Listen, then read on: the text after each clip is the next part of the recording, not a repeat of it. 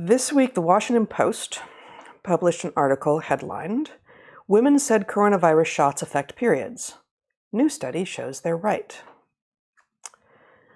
Subheadline, "A coronavirus vaccination can change the timing of when you get your period. According to research, for most people, the effect was temporary."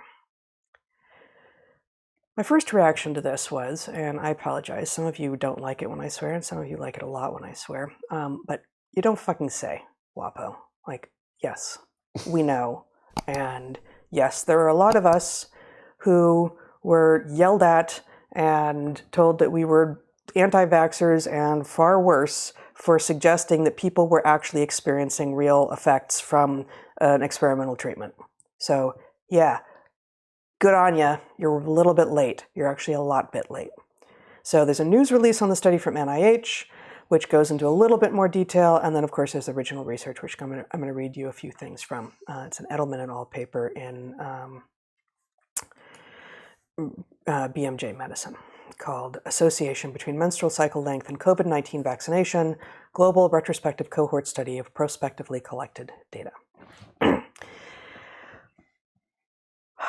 So, I guess let's do it this way. You wanted to?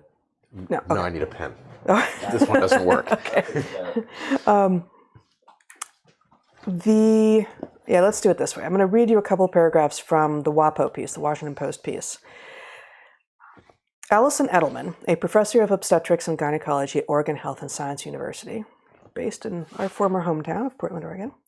Allison Edelman, who led the study, said that for most people the effects were temporary, lasting for one cycle before returning to normal. She said there were no indications that the period side effects had any impact on fertility.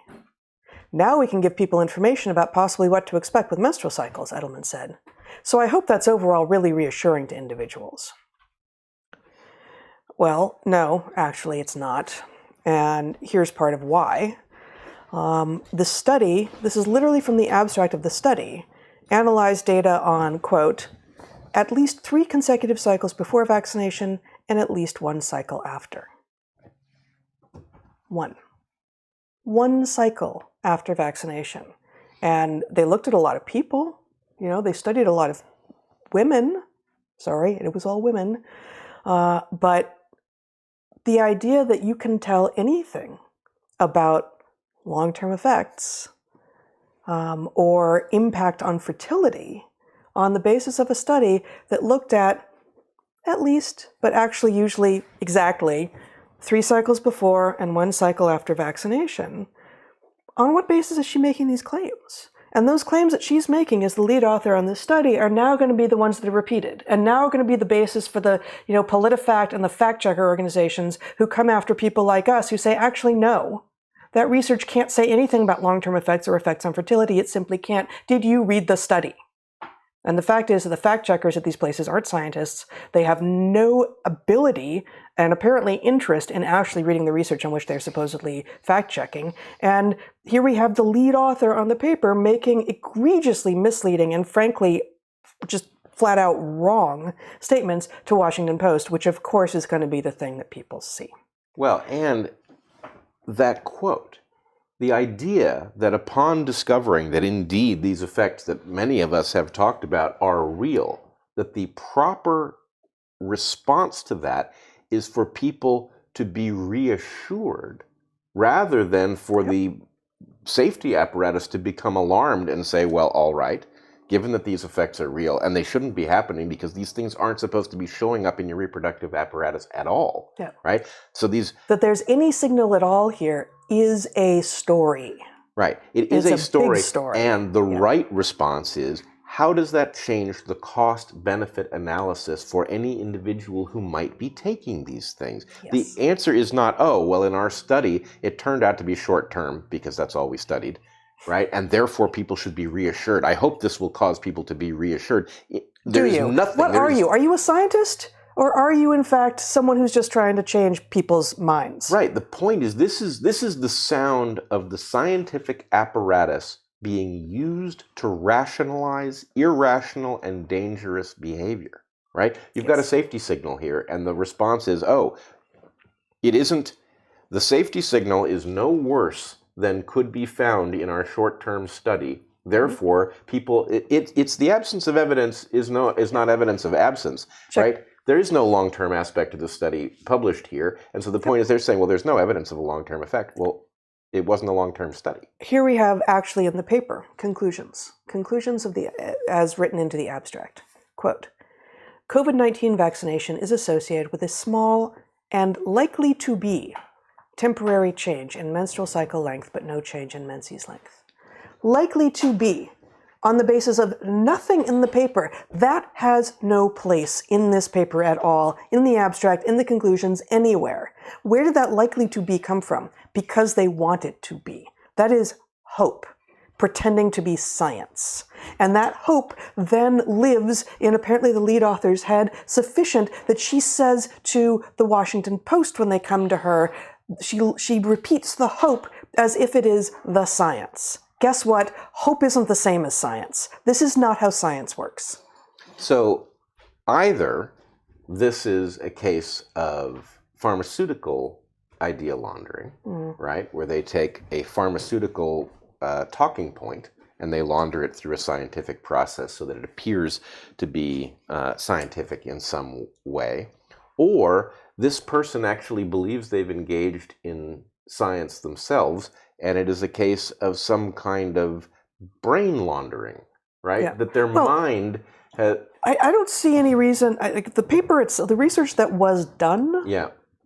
if you ignore the editorializing in the text of the paper itself, and certainly the editorializing that is happening extra paper, like outside of the paper, the actual design of the experiment seems to be like the science insofar as it said something narrow and true seems fine. So I don't think we want to say, oh, was she even doing science? Like, no. No. I don't agree with that, because it'd be one thing if the people who did the study had done the study legitimately, and then someone else scientific was commenting on it with this sort of absurd conclusion. But if it's in the paper itself, right, then the point is the paper is a scientific process. The scientific method may be narrowly applied to the experiment that was done, but the extrapolating only so far as the evidence allows you to, right? Right, but I didn't say this paper is a good example of scientific research. I said, I think that from what I can see, the actual research that was done,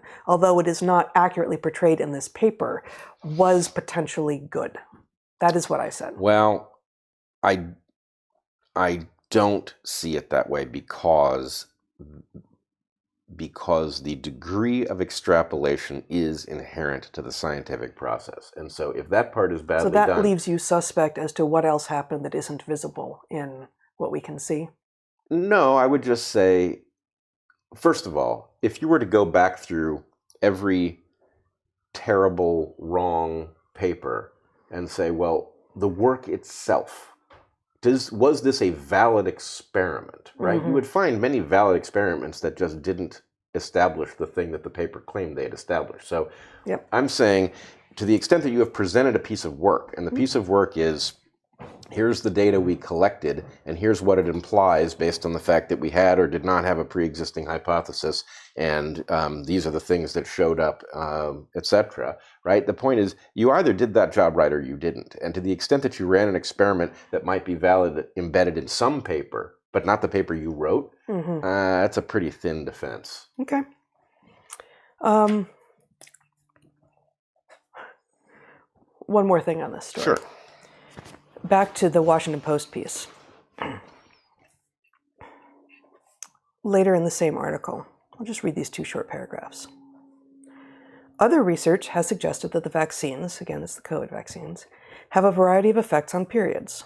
A survey published last fall collected information about periods and vaccines from 160,000 people, including transgender and postmenopausal people, and found that thousands reported heavier bleeding than usual or breakthrough bleeding.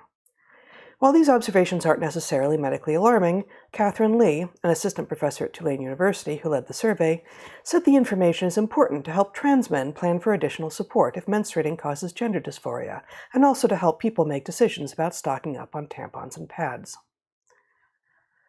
So the first mainstream media acknowledgement that all those women who were saying that their periods were affected by the COVID vaccines and who are now worried about fertility issues and such, and frankly, no one has done anything to allay those concerns.